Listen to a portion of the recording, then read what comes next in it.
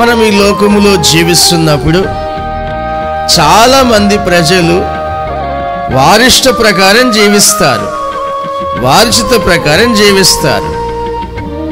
కానీ యేసు ప్రభు దేవుని చిత్తం నెరవేర్చేందుకే జీవిస్తున్నాడు.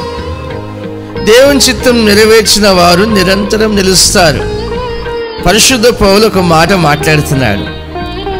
అదేంటంటే, నేను క్రీస్తును పోలి నడుచుకొనుచున్న ప్రకారం మీరును నన్ను పోలి నడుచుకొనుడి. ఈ మాట దైవజనుడైన పౌలు ఎందుకంటున్నాడు?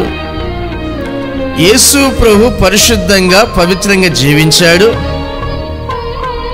పరిశుద్ధంగా జీవించడం కొరకు ఆయన ఎంతో శ్రమ పొందవలసి వచ్చింది.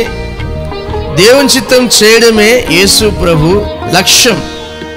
నేను కూడా యేసు ప్రభు వలె జీవిస్తూ ఉన్నాను, మీరు కూడా అలాగే జీవించడం చాలా మంచిది.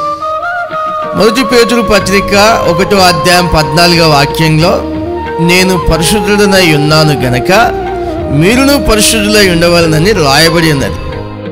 నా ప్రియ సహోదరులారా, దేవుడు పరిశుద్ధుడు గనక మనుషులు కూడా పరిశుద్ధంగా జీవించడం చాలా మంచిది.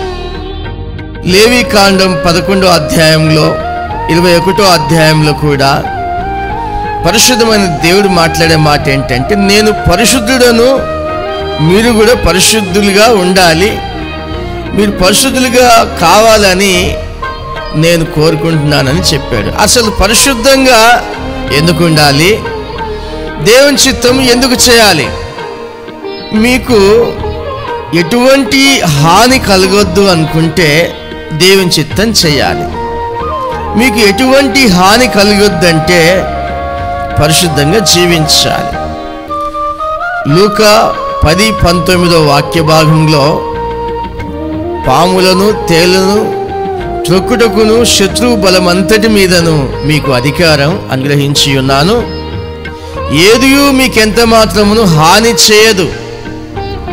ఈ వాక్యం ప్రకారం మనకు ఏదియూ ఎంత మాత్రం హాని చేయొద్దంటే దేవుని చిత్తం జరిగించాలి, అనగా పరిశుద్ధంగా జీవించాలి.